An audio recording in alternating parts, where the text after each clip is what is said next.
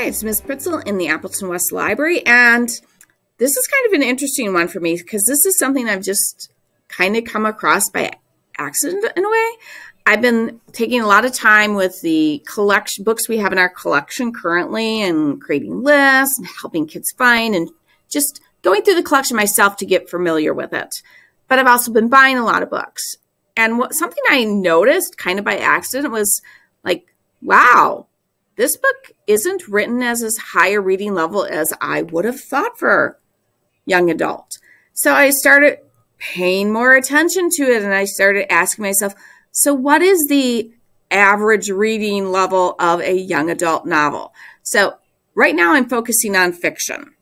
And I have, when I worked in high school last, we never talked about Lexiles. We never talked about Fountas and Pinnell. I don't think there was such a thing as Fountas and Pinnell. That stuff was just coming out when I moved back to the Valley and switched to elementary and was getting my reading master's. So it's something that's changed a lot. So I think Lexiles has been around longer, but like I said, not something we talked about the 20-some years ago when I was last in high school. Well, 18.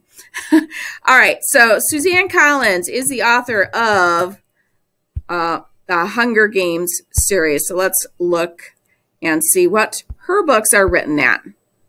So you will sometimes see a Fountas and Pinnell level. I don't know if many people are familiar with that at the high school. That's what they tend to use at the elementary. A lot of schools use it. Lexile is something that's kind of used across the board with a lot of people, and there's a lot of charts to compare them. So we've got Lexile of 860, 820, 810, and 800. So not even up to 850. So how does that compare? I'm going to cover my face up here a little bit with this chart. So 855 is a beginning 6th grade level, which means that these books are written at a 5th grade level, basically, or even 4th grade level, upper range of the 4th grade level. However, if you've read these books, you know they are not appropriate really for a 5th. I don't even think they're appropriate for a 6th grader, in my opinion. I know kids in middle school are reading them, but our kids in high school are reading them voraciously too. Maze Runner is another series very similar to that. I wanted to bring up another author who happens to be very popular right now, and that's Karen McManus. See, you can tell I did this video already once before. Got a little longer than I had planned. So Karen McManus's books are HL 760. When it has an HL in front of it, high-low, high interest, lower reading level. But not every book that has that lower reading level has that designation. So here's a 730. Here is a 740. Here is a 730. I've read Karen McManus's books, and I like her books a lot. So once again, that is the 700s. Where's my little thing here? The 700s that's a 5th, right at the beginning of a 5th grade reading level and right there in the range of a 4th grade reading level. So it's the content, once again, that makes it that high reading level. I'm going to look up one more series of books because I book talked this earlier in there, and these books are huge. But I think I told people, I said, look at the pages, look at the inside. There's not as many words on the page as you think. So they were the Illuminae files by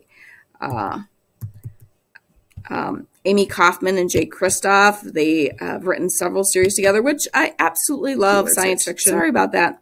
So 800, high-low, 780, and 850. So once again, basically kind of a 5th grade reading level.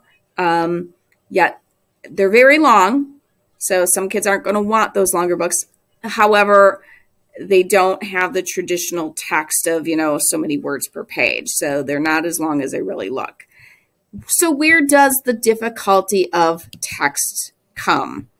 And I read more fiction than I do nonfiction, but I do read some nonfiction. And one of my favorite authors for nonfiction who, you know, he writes at definitely a high school level.